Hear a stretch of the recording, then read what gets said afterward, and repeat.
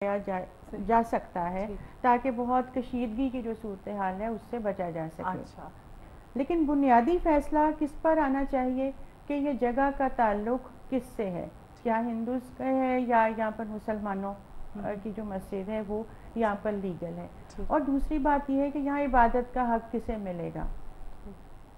تو یہ جو ایشوز ہیں یہ فیصلہ آنے کے بعد یہ ایشوز وہاں سیٹل نہیں ہو جائیں گے. جیسے میں نے پہلے کہا 60 سالہ تاریخ میں نہیں ہوئے تو اب اچانک سے کیسے؟ ایک پورا اس کے پیچھے ایک ہسٹوریکل بیک گراؤنڈ ہے, ان کا سوشیو ریلیجیس کلچر ہے جس میں ایک فیصلہ جو ہے وہ صورتحال کے لیے بہرحال اس کو نہ تبدیل کرے گا, اس میں تیزی یا شدت آنے کے چانسز زیادہ ہیں. ٹھیک. اچھا, آپ بات کر رہی تھی کہ مطلب اثرات کیا مرتب ہو سکتے ہیں اگر مسئلہ کشمیر کی اگر بات کی جائے اس فیصلے کے بعد؟ اس فیصلے کو جیسے میں نے پہلے بھی کہا کہ ہم صرف ایک اینگل سے نہیں دیکھ سکتے ہیں. انڈیا کے اندر جتنی بھی مائنورٹیز ہیں وہ اس قسم کے ایشوز کو بڑی ہی بے چینی اور دلچسپی سے دیکھتی ہیں.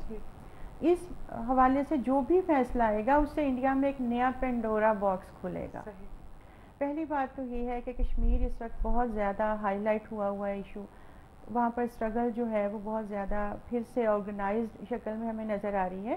تو وہ وہاں پر جو صورتحال ہے اس میں زیادہ تیزی آنے کے چانسز ہیں.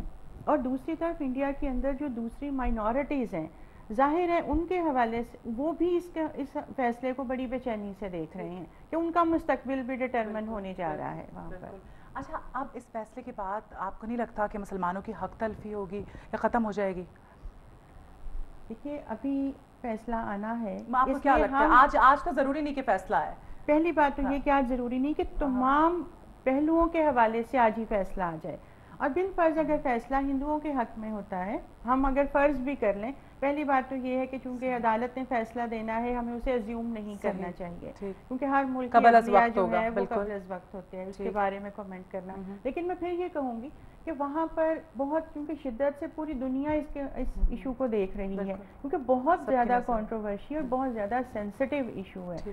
تو اگر مسلمز کی فیور میں آتا ہے تب بھی وہاں کی جو سوسائٹی ہے وہ اس کو کتنا ٹالریٹ کرے گی اس پہ ڈاؤٹس ہیں. اور اگر ہندوؤں کی فیور میں آتا ہے تو اگین ہندو اپنے جو ایکسٹریمسٹ فیلنگز ہیں وہ اس میں پھر مسلمانوں کو فردر سپریس کرنے کی کوشش کریں گے. تو ہر صورتحال جو ہے بڑی نازک ہے. دیکھا یہ گیا ہے کہ ماضی میں کہ ہندوستان کے جو ہندو ہیں ان کی یہی فطرت ہے کہ وہ ہمیشہ دباتے رہے مسلمانوں کو, اور اگر اس کے چانسز تو مجھے نہیں پتا کتنے ہیں, لیکن اگر حق میں آ جاتا ہے مسلمانوں کے تو یہ بھی ان سے برداشت نہیں ہوگا.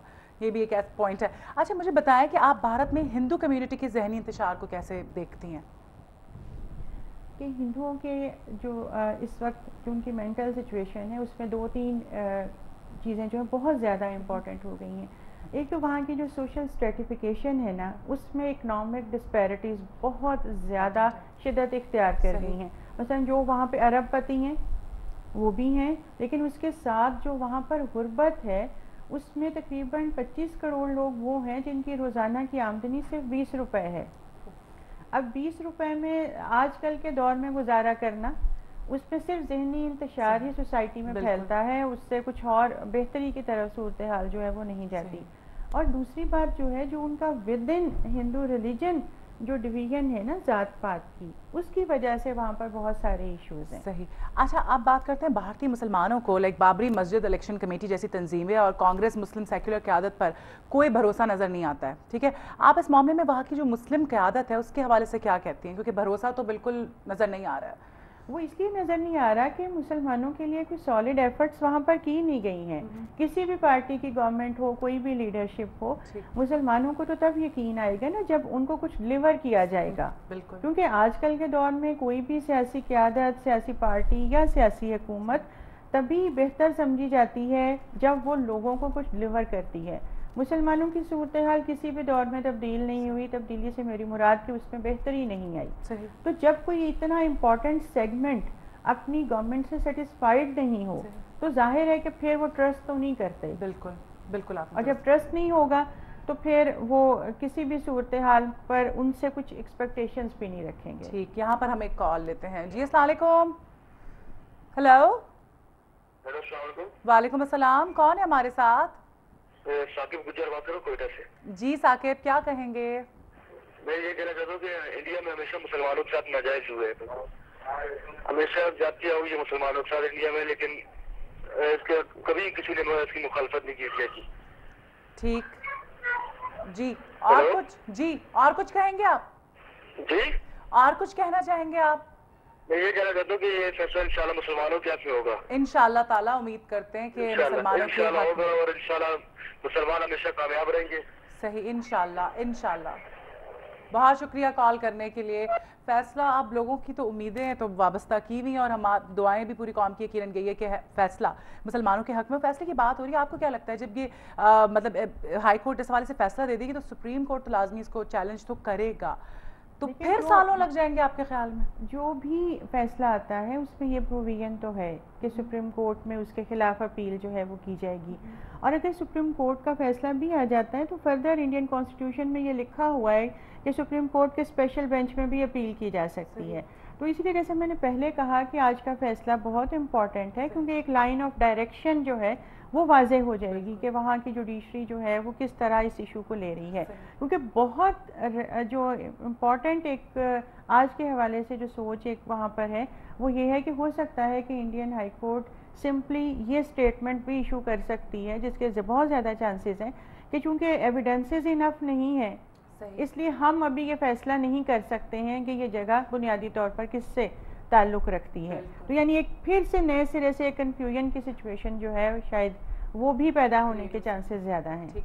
अच्छा, अगर आप बात करें अमन व अमान की, तो वहाँ की जो भारतीय वज़ीर आज़म और आला जो हुकाम है वो सिर्फ हुकूमत बचाने के गर्ज से जो है वो बड़ी स्टेटमेंट देते हैं कि जी अमन व अमान कायम किया जाए वो, लेकिन कोई वाज़ेह पॉलिसी नहीं इस हवाले से बनाई जाती, ना अमन व अमान देखने में आता।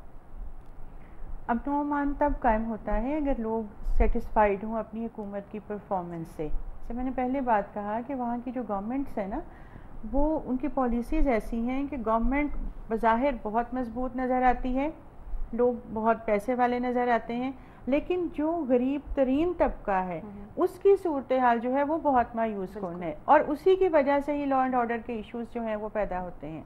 और दूसरी बात ये है कि जो बुनियादी तौर पर जो बुनियादी मसाइल हैं उनके हल की तरफ वहाँ भी तवज्जो जो है वो नहीं दी जाती है। बिल्कुल सही। अच्छा, मुझे बताएं जो सबसे अहम मसला है, बड़ी नेग्लिजेंस का शिकार हैं हमारे जो कश्मीर के भाई हैं और बड़ी कंप्लेन करते हैं, वाकई मजालिम की अगर बात की जाए तो उन पे इतने मजालिम ढाए जा रहे हैं और वो सिलसिला चला आ रहा है और उसमें मतलब बढ़ते जा रहे हैं, उस हवाले से आप क्या कहेंगी?